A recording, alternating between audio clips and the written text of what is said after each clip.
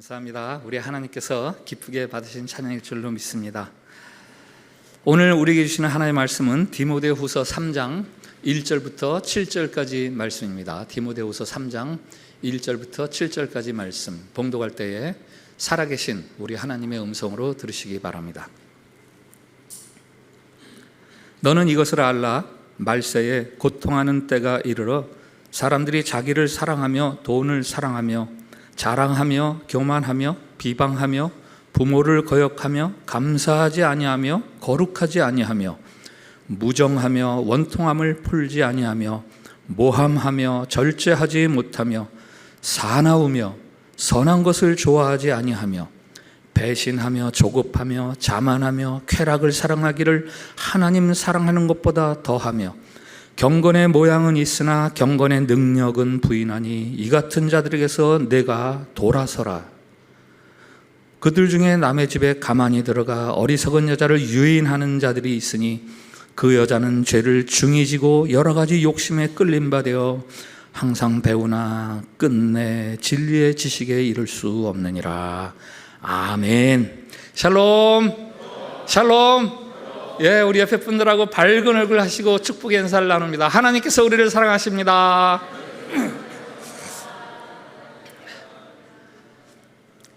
여러분들 기도 덕분에 휴가 잘 마치고 돌아왔습니다. 비자도 잘 받았습니다. 감사드립니다. 가시나무 보신 적 있으시죠? 가시나무 한번 상상해 보세요.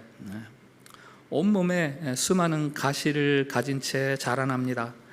자랄수록 몸에 가시가 더 많아지고 더 단단해지고, 그래서 결국 아무도 가까이 가기 싫어하는 나무,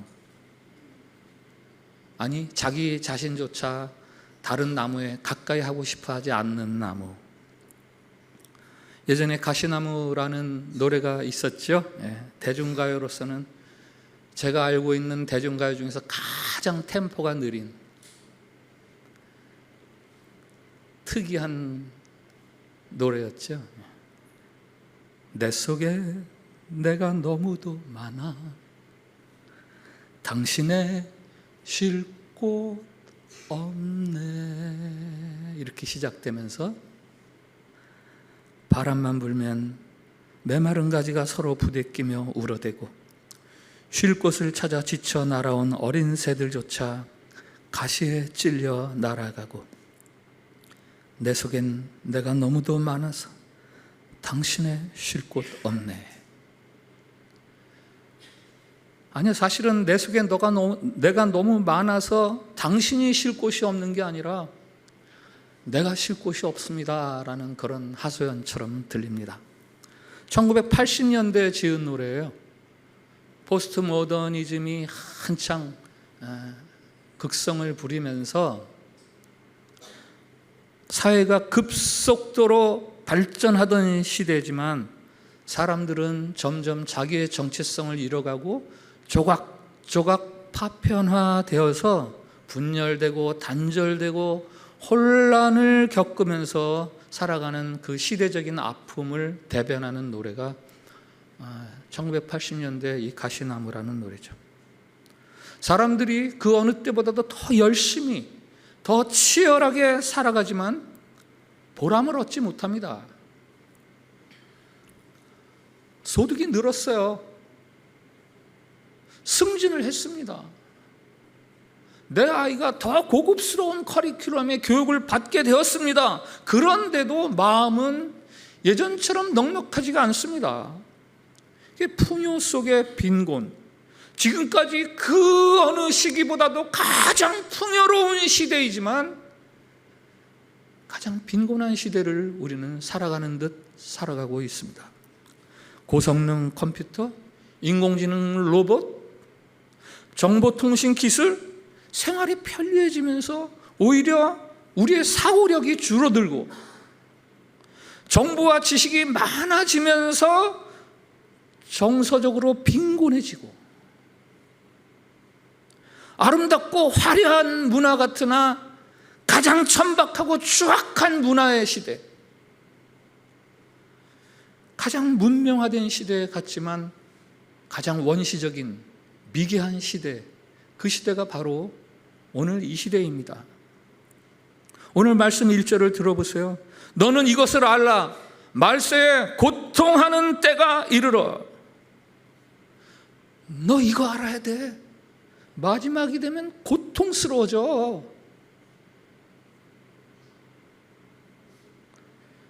이 고통은 무슨 사회적인 부가 모자라서, 혹은 지식이나 정보가 빈약해서, 혹은 웃기는 시설이나 프로그램이 없어서 고통스러운 게 아니에요.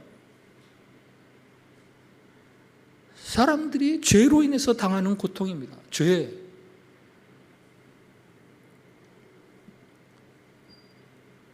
성경은 에덴 동산에서 쫓겨나는 아담의 이야기를 통해서 인간의 고통의 뿌리를 우리에게 드러내주고 있죠. 범죄한 아담이 하나님이 선물해 주신 에덴 동산에서 쫓겨나잖아요. 에덴 동산의 이름 뜻 아시죠? 기쁨의 동산. 하나님이 기쁨의 동산을 선물해 주셨는데 거기서 쫓겨납니다. 하나님이 두려움의 대상이 되고 웬만하면 피해서 멀리하고 살고 싶습니다. 하나님이 외면당해요. 삶에서. 내 뼈 중에 뼈요, 내 살 중에 살이로다. 정말 사랑을 담아서 고백했던 아내를 향해서 저 여자 때문에 내 인생 망쳤어요. 저 여자가 먹으라고 그러는 바람에 제가 먹었잖아요 라면서 그 사랑스러운 고백은 다 사라지고 이제는 방패막이로 삼습니다. 땅은 더 이상 단열매를 내지 않습니다. 가시와 엉겅퀴를 냅니다. 땀을 흘리면서 수고해서 일해야 겨우 먹을 것을 얻습니다. 심리적인 두려움과 불안감이 생기고 인간관계가 힘들어지고 먹고 사는 것을 얻는 것이 힘들어지고 하는 현상들은 하나님을 거역하는 사람들의 죄, 하나님을 거역하는 사람들의 죄로 인해 발생한 말기적 증상들이에요. 2절부터 5절까지 그 고통을 빚어내는 죄의 모습들이 어떤 것들인지 길게 자세하게 예를 들어서 설명해 주고 있습니다. 우리 한번 2절부터 5절까지 같이 읽어보겠습니다. 시작. 사람들이 자기를 사랑하며 돈을 사랑하며 자랑하며 교만하며 비방하며 부모를 거역하며 감사하지 아니하며 거룩하지 아니하며 무정하며 원통함을 풀지 아니하며 모함하며 절제하지 못하며 사나우며 선한 것을 좋아하지 아니하며 배신하며 조급하며 자만하며 쾌락을 사랑하기를 하나님 사랑하는 것보다 더하며 경건의 모양은 있으나 경건의 능력은 부인하니 이 같은 자들에게서 내가 돌아서라. 아멘. 우리를 고통스럽게 하는 19가지 죄의 목록이 길게 배열되어 있습니다. 이 19가지 죄의 목록을 몇 가지 좀 유형별로 분류를 해보면, 우선은 사람들의 그 그릇된 애착이죠. 그릇된 애착. 사랑이 없는 게 아니에요. 열렬하게 사랑합니다. 그 사랑을 막을 게 없어요. 그런데 그 대상이 잘못되었어요. 어떻게 잘못되었습니까? 자기를 사랑합니다. 돈을 사랑합니다. 쾌락을 사랑합니다. 하나님 사랑하는 것보다 그것들을 더 사랑합니다. 20세기가 끝나고 21세기가 접어들 때 타임지가 선정한 20세기 100년 동안에 가장 성공한 사람 이야기가 있어요. 그 성공한 사람의 이름이 뭔지 아세요? 남들이 부러워하는 나. 남들이 부러워하는 나. 다른 사람의 인정받으려고 20세기 100년 동안 사람들이 그렇게 살아왔다는 거예요. 그런데 타임지가 예견하는 21세기에 성공한 사람이 있습니다. 앞으로는 이런 사람들이 성공하는 사람이다. 누군지 아세요? 내 마음에 드는 나. 내 마음에 드는 나. 이제는 다른 사람들도 다 중요하지 않아요. 그냥 나만 좋으면 돼요. 다 그렇게 살아갑니다. 자기 만족을 최고의 가치로 여기는 세상. 그러나 이렇게 이야기할 때는 자기 만족을 결코 누릴 수 없고 갈급해하기만 하는 세상, 이런 역설이 들어있는 거죠. 성경은 뭐라고 말합니까? 누구 마음에 드는 사람이 되라고요? 예? 누구 마음에 드는 사람이 되라고요? 하나님 마음에 드는 사람. 우리를 지으신 창조주가 계시니 그 하나님을 사랑하고 그 하나님을 경외하면서 사는 것이야말로 가장 가치 있고 가장 복된 삶이다라고 가르칩니다. 그런데 그 성경의 말씀과는 정반대로 하나님이 사람들로부터 철저하게 외면당하는 시대를 우리가 살고 있습니다. 그래서 이 시대는 문명이 발달하고 부가 늘어나지만 고통스러운 삶을 살아가는 시대가 된 거예요. 고통을 빚게 하는 죄악의 두 번째 모습이 있어요. 사람과 사람 사이에 일그러진 관계, 그릇된 관계죠. 기형적이에요. 그와 나 사이, 너와 나 사이가 삐뚤어져 있습니다. 비틀림 현상. 비방하며 내가 잘 되는 것만 가지고는 안 돼요. 그가 안 돼야 돼요. 아니, 난 잘 되든 안 되든 상관없어. 그만 안 되면 돼. 그 사람만 안 되면 돼. 내 속이 후련해. 그래서 같이 죽자가 등장하는 거예요. 같이 죽자. 너만 안 된다면 내가 뭐든 하겠다. 부모를 거역하며 친구 이웃은커녕 자식 부모도 다 필요 없어요. 내 인생 방해하는 사람은 다 내 인생의 배반꾼이에요. 내 인생의 적입니다. 부모 자식은 가장 친밀해야 되는 관계 아닙니까? 그것마저 부정하는 거예요. 그리고 무정하며 따뜻함이 없어요. 기계적이고 기능적입니다. 차갑고 딱딱합니다. 사람과 사람 사이에 마음이 동원되지 않아요. 이제 기능만 남습니다. 원통함을 풀지 아니하며 화가 많아요. 원통함 때문에 생기는 화. 남의 실수나 잘못에 대해서 분을 사귀질 못해요. 다른 사람이 그 사람 잘못 벌 주는 거, 그것도 성이 안 차요. 내가 벌을 줘야 돼요.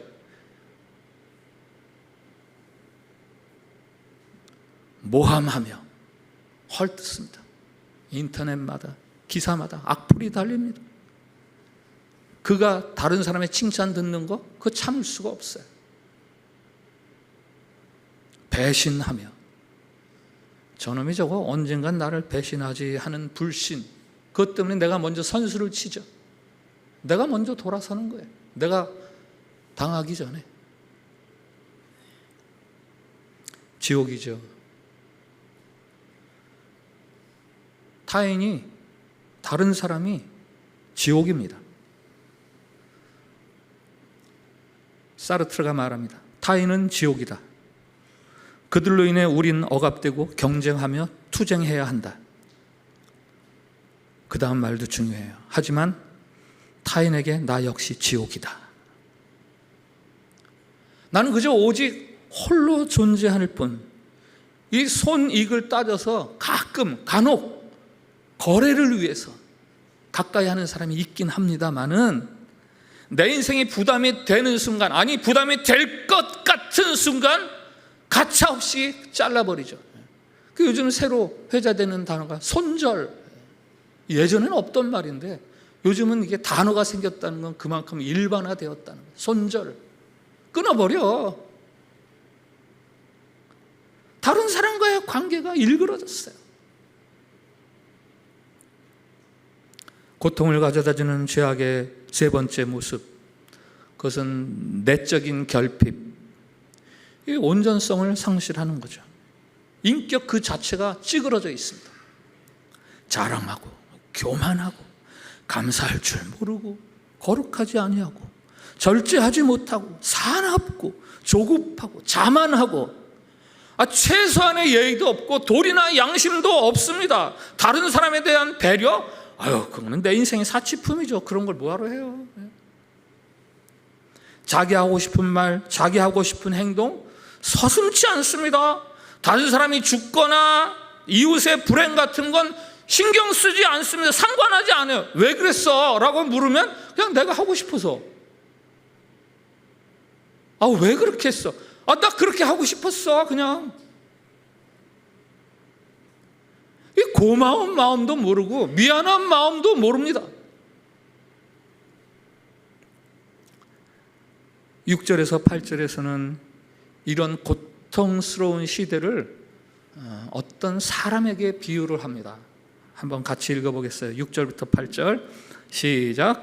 그들 중에 남의 집에 가만히 들어가 어리석은 여자를 유인하는 자들이 있으니 그 여자는 죄를 중히 지고 여러 가지 욕심에 끌림 받아 항상 배우나 끝내 진리의 지식에 이를 수 없느니라. 얀네와 얀브레가 모세를 대적한 것 같이 그들도 진리를 대적하니 이 사람들은 그 마음이 부패한 자요 믿음에 관하여는 버림받은 자들이라. 아멘. 어떤 시대에 비유합니까? 누구에 비유합니까? 남의 집에 들어가서 여인을 유인하는 사람. 여기 유인한다라는 말은 포로로 삼다 이 말이에요. 그러니까 우리말로 하면 그냥 먹잇감으로 삼는다 이런 뜻이죠. 근데 은밀해요. 겉으로 보면 몰라요. 잘해줄 것 같아요. 나에게 유익이 될 것 같아요. 열심히 그들의 말을 따라서 해보지만 종국에는 그의 먹잇감이 되는 거예요. 그의 포로가 되는 거예요. 8절에 나오는 얀네와 얀브레, 낯선 이름이죠. 낯선 이름이에요. 저 사람들 누구예요? 모세가 출애굽할 때 바로와 대결을 벌일 때 바로의 마술사들이 힘과 지혜를 발휘하지 않습니까? 그 마술사들 이름이 여기 신약 성서에 나와요. 얀네와 얀브레. 바로 왕의 최측근들이에요. 최참모들이에요. 지혜가 많고 재능이 많은 것 같아요. 그러나 헛똑똑, 헛지식, 헛능력.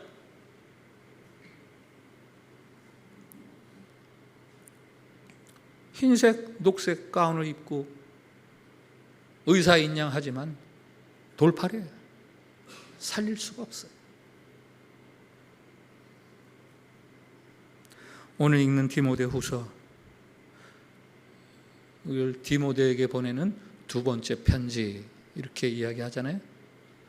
아니요, 저는 이름을 붙이라고 하면 디모데에게 보내는 마지막 편지. 사도 바울이 옥에 갇혀서 자신의 죽음을 예견하잖아요. 나 곧 죽을 것 같다. 그래서 그 긴박한 순간에 자신의 영적 아들, 사랑하는 아들 디모데에게 편지를 쓰는 거예요. 그게 디모데후서. 디모데에게 보내는 마지막 편지예요. 마지막 남기고 싶은 유서 같은 이 글 안에서 왜 이렇게 흉흉한 이야기를, 한숨 가지고는 도무지 읽을 수 없는 그 긴 흉흉한 이야기들을 길게 쓰고 있습니까? 네? 왜 3주 만에 휴가에서 돌아온 목사가 설교 시간의 반 이상을 왜 이렇게 이러한 이야기에 쓰고 있습니까? 무엇 때문에? 그 5절에 그 한마디를 들려주기 위해서 그 긴박한 순간에 장황하게 이렇게 쓰는 거예요. 5절 한번 같이 읽어봅시다. 5절 시작. 경건의 모양은 있으나 경건의 능력은 부인하니 이 같은 자들에게서 내가 돌아서라. 아멘. 경건의 모양은 있는데 능력이 없는 자들, 입으로는 하나님을 부르지만 하나님을 인정하지 않는 사람들, 겉모습만 그럴듯하지 속은 썩어 있는 사람들. 예수님께서는 회칠한 무덤이라고 이야기했죠. 겉으로는 회가 싹 발려져 있는데 속에서는 구더기가 끓고 있는, 그러니까 요즘으로 말하면 파란 잔디가 잘 덧입혀진 무덤 같. 그런데 이 같은 자들에게서 내가 돌아서라. 그들과 거리를 유지하고 너무 가깝게 지내려고 하지 말아라. 어쩌면은 이 같은 자들은 내 안에, 내 밖에 다른 사람들이 아니라 내 안에 있는 어떤 것일 수 있어요. 이 같은 것들에서 네가 돌아서라. 한번 따라해 주세요. 이 같은 자들에게서 내가 돌아서라. 한 번 더. 이 같은 자들에게서 내가 돌아서라. 사도 바울이 로마의 교인들에게 말합니다. 형제들아, 내가 너희를 권하노니 너희가 배운 교훈을 거슬러 분쟁을 일으키거나 거치게 하는 자들을 살피고 그들에게서 떠나라. 그들에게서 떠나. 디모데 전서에서는 말합니다. 오직 너 하나님의 사람아, 이것들을 피하고 돌떠피, 우리가 돌아서야 되고 떠나야 하고 피해야 할 것들이 있어요. 지뢰를 아시죠? 밟으면 발목을 잘라내고 자동차를 폭파시키고 생명을 빼앗아가는, 이 세상에서 지뢰가 제일 많이 묻혀있는 나라가 어딘지 아세요? 아프가니스탄. 작가 한비아 씨의 글에 의하면, 세계적인 지뢰 전문가의 말입니다. 아프가니스탄에 지뢰가 1000만 개가 묻혀 있대요. 지금부터 그거를 이렇게 계속 캐내도 1000년이 걸려야 완전히 캐낼 수 있답니다. 놀라운 건 그 지뢰들 가운데에는 나비 지뢰, 나비 모양을 한 지뢰죠. 아이스크림 지뢰, 초콜릿 지뢰, 아이스크림 지뢰, 곰 인형 지뢰도 있대요. 그 아이들이 곰 인형이다 가져야지 하고 딱 잡는 그 순간에 팍 터지는 거예요. 이건 누구를 대상으로 하는 거예요? 어린 생명들을 대상으로 만든 지뢰들이에요. 신자에게도 지뢰가 있어요. 저와 여러분에게도 지뢰가 있어요. 죄를 증식시키고 고통을 퍼뜨리는 사람들, 우리 안에 있는 어떤 것들, 돌더피, 그들로부터, 거기서부터 돌아서고 떠나고 피해야 돼요. 이 같은 자들에게서 내가 돌아서라. 이 말씀 한마디 하려고 사도 바울이 그 중요한 문서에서 이렇게 길게 19가지나 쭉 한숨에 읽을 수 없도록 쭉 길게 쓰고 있는 거예요. 그 이유는 너 이것들에서 떠나라. 이것들에서 돌아서라.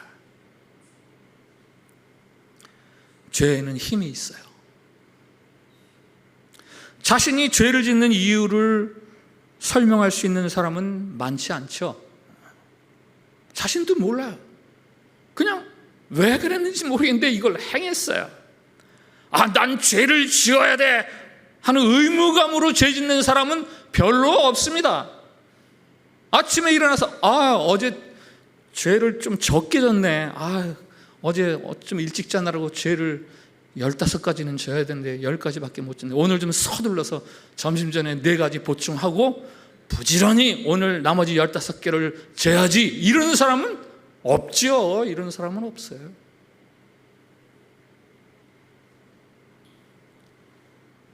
그런 의도는 아니었는데 살다 보니까 죄를 짓는 거예요.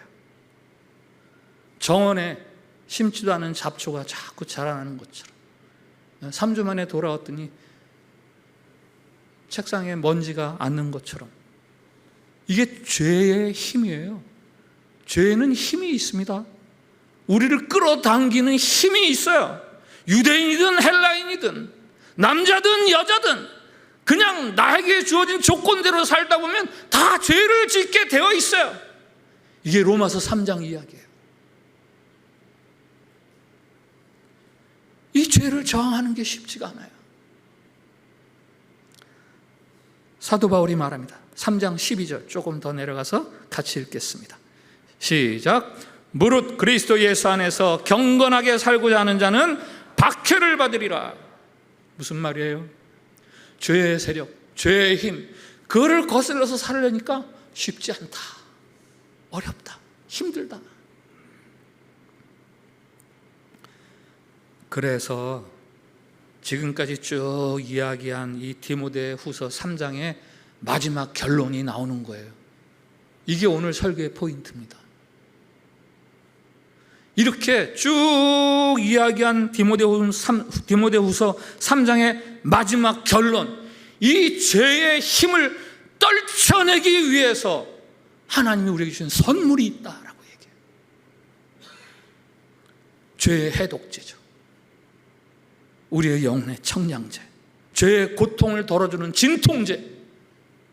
뭐 같아요? 성경 보지 말고 하나님이 죄에 의해서 어떻게 할 수 없이 고통당하는 우리들을 위해서 주신 선물, 한번 대답해 보세요. 십자가의 은혜, 믿음, 진정한 예배, 다 맞는 말일 수 있어요. 그러나 디모데후서 3장에서 사도 바울이 말하는 바로 그것이 있습니다. 그게 뭔지 아세요? 하나님의 말씀, 성경. 하나님의 말씀, 성경. 15절부터 17절을 한번 같이 읽죠. 시작. 또 어려서부터 성경을 알았나니 성경은 능히 너로 하여금 그리스도 예수 안에 있는 믿음으로 말미암아 구원에 이르는 지혜가 있게 하느니라. 모든 성경은 하나님의 감동으로 된 것으로 교훈과 책망과 바르게 함과 의로 교육하기에 유익하니 이는 하나님의 사람으로 온전하게 하며 모든 선한 일을 행할 능력을 갖추게 하려 함이라. 아멘. 성경은 능히 너로 하여금 구원에 이르는 지혜가 있게 한다. 성경은 교훈과 책망과 바르게 함과 의로 교육하기에 유익하다. 성경은 신자를 온전하게 하며 선한 능력을 신자에게 준다. 말세에 고통스러운 때 우리가 죄에 매몰당하지 않고 그 죄와 맞서서 싸우기 위해서는 죄보다 더 큰 힘이 필요한 거예요. 그 힘은 무슨 과학적인 지식에서 나오는 게 아니에요. 많은 검색 능력에서 나오는 게 아닙니다. 열심히 산다고 무슨 학위가 내가 몇 개, 멀티 박사 학위를 받는다고 그 죄를 이길 수 있는 힘이 생기는 거 아니에요. 내가 승진한다고 생기는 거 아닙니다.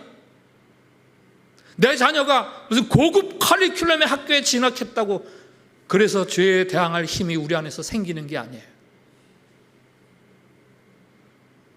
그 힘이 저장되어 있는 곳이 있어요. 바로 하나님의 말씀, 성경책. 여러분, 왜 우리가 매일 큐티를 해야 되는지 아세요? 우리가 왜 매일 큐티를 해야 되는지 아세요? 핸드폰 배터리는 채 방전되기 전에 아직도 20% 30% 남는데 충전해야 돼. 아유, 제가 한국 갈 때 여보 꼭 챙겼어? 충전기. 말씀이 내게서 방전되는 건 아무런 경계심이 없어요. 하루 종일 안 읽어도, 일주일 내내 안 읽어도, 아니 그냥 예배에 나와서 한 15초 읽는 거, 그래도 아무런 주의도 일어나지 않아요.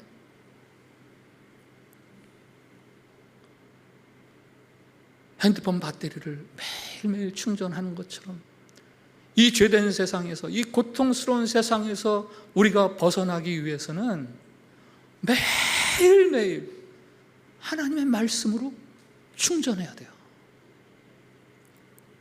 존 파이퍼 목사님이 말합니다. 죄란 우리 마음이 하나님으로 만족하지 못할 때 하는 일이다.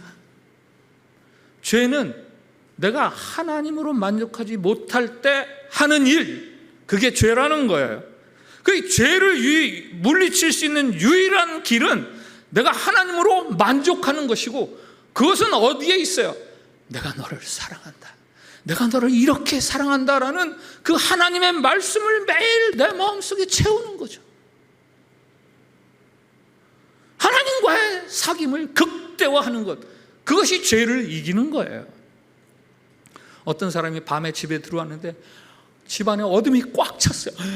이 어둠을 쫓아내야지. 빗자루로 막 쓸어냅니다. 어둠이 사라집니까? 걸레로 막 닦아내요. 뭐야, 청소기를 막 돌리고 선풍기를 막 틀어서 어둠아 물러가라, 어둠아 물러가라. 물러갑니까? 어떻게 해야 돼요? 스위치를 올리면 되죠. 스위치를 올리면 되죠. 등을 켜는 거예요. 우리의 어둠을 내쫓기 위해서 필요한 것은 빛입니다. 말씀의 빛, 생명의 빛, 그거 외에는 다른 방법이 없어요. 제가 메일로 받는 어떤 목사님의 매일 보내주는 글이 있는데, 그 목사님이 출처를 밝히지 않았으니까 저도 출처를 말씀드릴 수는 없습니다만 이런 글이 있어요. 시간이 지나면 부패되는 음식이 있고 시간이 지나면 발효되는 음식이 있다. 한국 사람들은 부패된 상태를 썩었다고 말하고 발효된 상태를 익었다고 말한다. 인간도 마찬가지다. 시간이 지나면 부패되는 인간이 있고 시간이 지나면 발효되는 인간이 있다. 시간이 가면서 썩는 인간이 있고 시간이 가면서 익는 인간이 있다. 신중하라.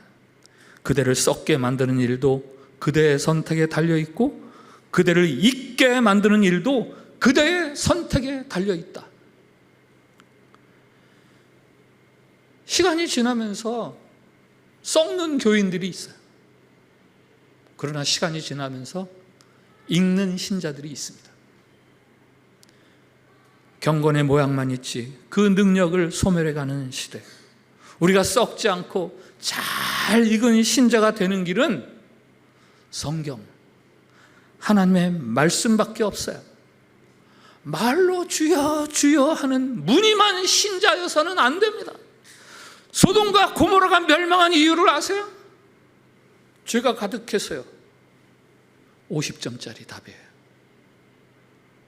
소돔과 고모라는 의인 10명이 없어서 멸망한 거예요. 죄가 많아서 멸망한 것이 아니라 의인 10명이 없어서 멸망한 거예요. 바벨론에 망하게 된 예루살렘을 향해서 하나님이 이런 말씀을 하셨어요. 예레미야 5장 1절 같이 읽겠습니다. 시작. 너희는 예루살렘 거리로 빨리 다니며 그 넓은 거리에서 찾아보고 알라. 너희가 만일 정의를 행하며 진리를 구하는 자를 한 사람이라도 찾으면 내가 이 성읍을 용서하리라. 하나님을 경외하면서 살아가는 의인 한 사람만 있으면 내가 이 도시를 살려주마. 그러나 그 한 사람이 없어서 바벨론에 멸망당하는 거 아닙니까? 여러분, 우리 참빛교회가 2025년 인도네시아 자카르타에 있는 이유가 있어요. 여러분들로 말미암아 이 고통스러운 시대를 보존하고 지켜내라고 21세기의 자카르타의 한인 사회를 좀 살려내라고 하나님이 이곳에 참빛교회를 두시고 저와 여러분을 참빛교회 교인으로 불러주신 거예요. 말세에 고통하는 때가 이르리라. 죄가 가득한 세대 이미 도래했어요. 올해 저희 교회표 정신을 차리고 깨어있으라.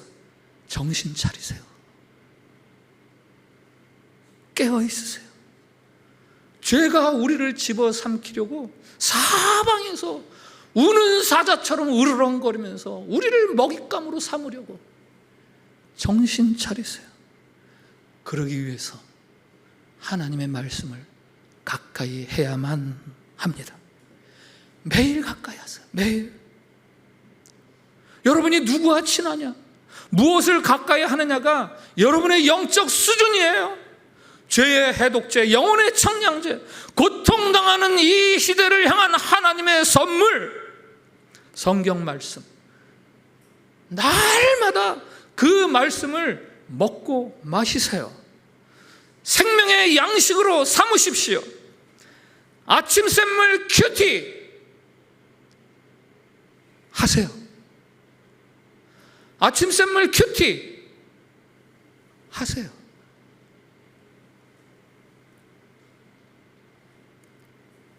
오늘 말씀 앞에서 드리는 우리의 공동 기도가 있습니다. 주님, 우리가 죄악에 둘러싸여 있습니다. 아니, 우리 자신이 죄악입니다. 우리를 불쌍히 여기소서.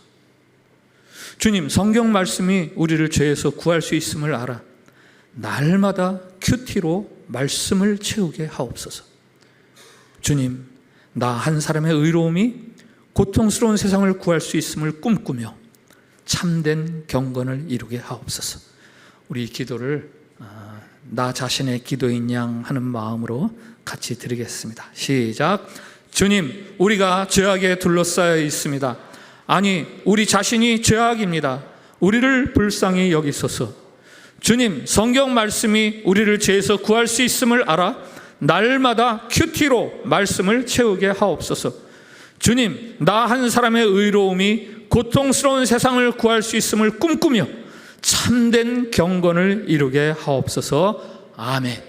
하나님, 19가지 항목을 나열해도 우리가 살아가는 죄된 이 세상을 표현하기에 부족한 흉흉한 세상, 말세에 고통하는 때가 이르리니 라고 경고해 주시는 이유는 우리에게 죄를 멀리하라고 일러주시는 그 사랑의 경고인 줄로 알겠습니다. 우리를 고통스럽게 하는지조차도 모른 채 죄의 길을 달려가는 우리의 우둔함을 용서해 주시고 이제부터는 죄를 멀리하는 거룩한 사람들이 되게 해 주시옵소서. 그러기 위해서 날마다 말씀을 가까이 하고 하나님의 음성에 귀를 기울이겠습니다. 우리를 죄에서 구하신 예수님의 사랑 이야기를 붙들고 우리 자신뿐만 아니라 이 세상을 살려내는 의인 중에 한 명으로 살아가겠습니다. 주님, 우리를 붙들어 주시고 죄의 고통에서 우리를 구해 주시옵소서. 예수님 이름으로 기도합니다. 아멘.